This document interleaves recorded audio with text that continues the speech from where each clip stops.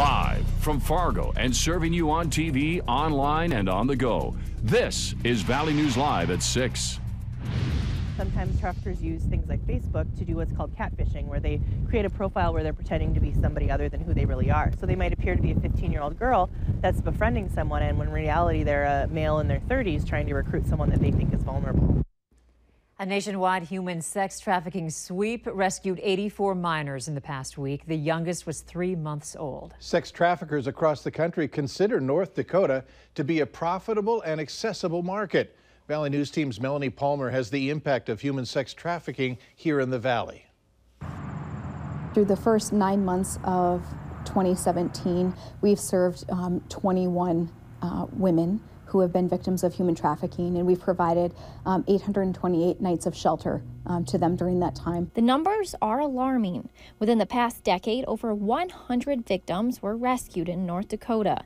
And with a growing population, comes more traffickers. Part of the initial kind of attention around the issue in North Dakota came up during the oil boom. So like any other place, when you have a real quick influx and a heavily male influx of a workforce. Vulnerable youth are often targeted. Homelessness and drug use are leading risk factors. And the use of electronics also plays a role. They're going to prey on people that don't have a structure around them that would necessarily intervene and prevent that. Various nonprofit organizations are working together in the community to help victims, but seeking help isn't always easy. Oftentimes, victims have been coerced and to understand that their life isn't worth it, they're not worth it, and have been threatened with violence and fear and power. Samber says that instead of looking for obvious signs that seem similar to a kidnapping, people should focus on vulnerable individuals who are in need of help. In Fargo, Melanie Palmer, Valley News Live. The YWCA of Cass Clay and YouthWorks aim to assist victims on their transition back to independence.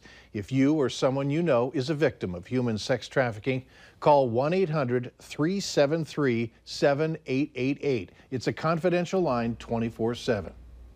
Now that the issue of child sex trafficking has been gaining more attention, officials are stepping up efforts to raise awareness about what can be done as a community to stem the tide. At UND, a panel hosting North Dakota U.S. Senator Heidi Heitkamp and national law enforcement officials met to address the issue. They say while it's important to keep an eye out to identify sex trafficking, it's also important to help the young victims who may have trouble recovering from the traumatic experience. So much of what's happening in society is foundational with children, and when children are exploited, when children are mistreated, that's an indicator that things in society will be very difficult going forward, especially for that child. And so the more we know about childhood trauma, the more we know about exploiting children, and the more we can prevent it, the better future we all have. For more on this story, make sure to tune in tonight on Valley News Live at 9 on the Fargo CW and Valley News Live 10 at 10. 2 Minnesota men are facing drug charges after being pulled over for speeding on Interstate 29 in Grand Forks. It happened yesterday afternoon. Ray Torres of St. Paul, his passenger Richard Gamez of Richfield were arrested for drug possession with intent to deliver. Investigators found a quarter pound of cocaine and 3 pounds of marijuana. Drivers in North Dakota's Walsh County should be cautious after a bridge near Forest River collapsed this morning. It's located just 2 miles northeast of Forest River. When troopers got to the area, they found that a 6-axle tractor trailer drove across the bridge, causing it to collapse. The driver was not hurt. There's no word on when the bridge will be repaired.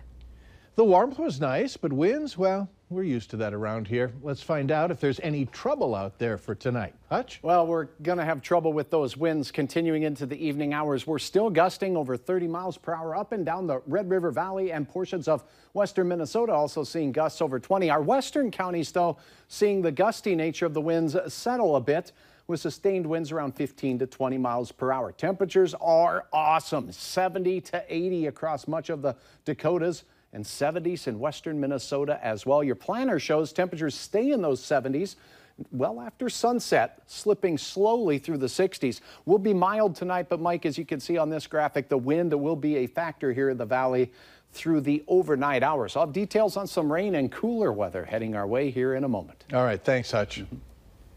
2 women are dead after a 2-vehicle crash in South Dakota. The crash happened shortly after 11 yesterday morning, about 3 miles east of Sisseton. Officials say a pickup truck driven by a 36-year-old woman crossed the center line on State Highway 10 and collided head-on with a van driven by an 85-year-old woman. Both were killed. The names of the victims have not been released yet. A North Dakota man is recovering from injuries following a tractor and a semi this morning. It happened east of Litchfield on Highway 46, southwest of Valley City.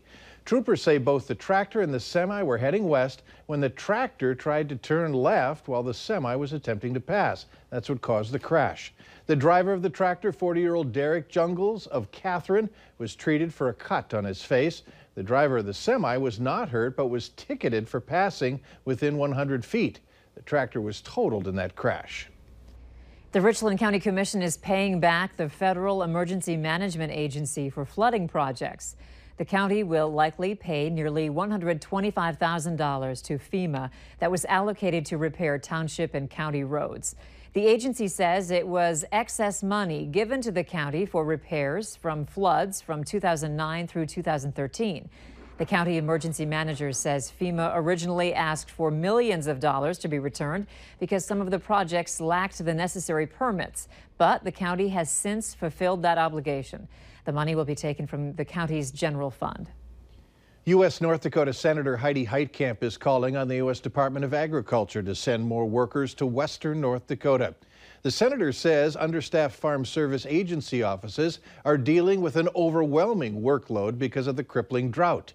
The USDA has declared numerous North Dakota counties to be disasters, paving the way for a variety of federal aid.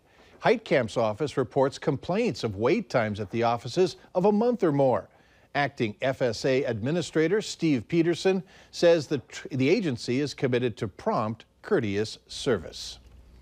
Comic book and superhero fans are uniting as ValleyCon weekend has kicked off at the Ramada Fargo Hotel. A lot of fun there. Many have thrown on their capes and masks for the festivities, including our own crew from Valley News Live. So let's go live to Valley News team's Melanie Palmer as she's joined by 2 super special guests. Melanie?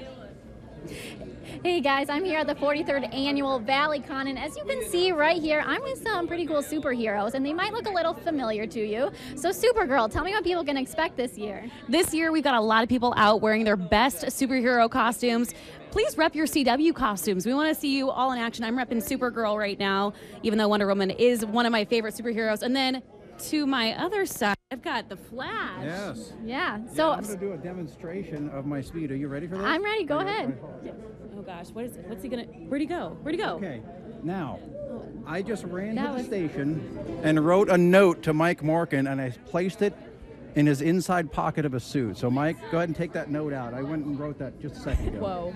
Whoa, what's going on? We'll have to check in and see. Yeah, what the deal we'll is have to with see that. if it turned out right. I'm sure it did, Flash. It did. I just Great wrote job. it. But there's a lot going on here, a lot of different vendors, and everything goes on until Sunday. Back to you guys.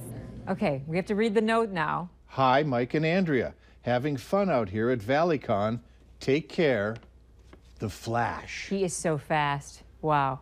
Wow. I know, right? Wow. We are taken aback here. Okay, and you still have time to get out there, right? Yes. Yeah, the meet and greet goes until 7 o'clock tonight. I know you're a little stunned. I am. I'll take over from here. As a reminder, ValleyCon has events going on all weekend, so you can head over to valleynewslive.com, check out the schedule. But I'm also missing $5 Yeah. from this code as Yeah. well. It stands the to- Flash yep. has struck. Wow. Later on Valley News Live at 6, you knew that was coming. Yeah. Right? It's supposed to be a feel-good app for teenagers, but now parents are raising safety concerns about To Be Honest. And up next, scammers masquerading as a radio station are calling people in this area. They want your money.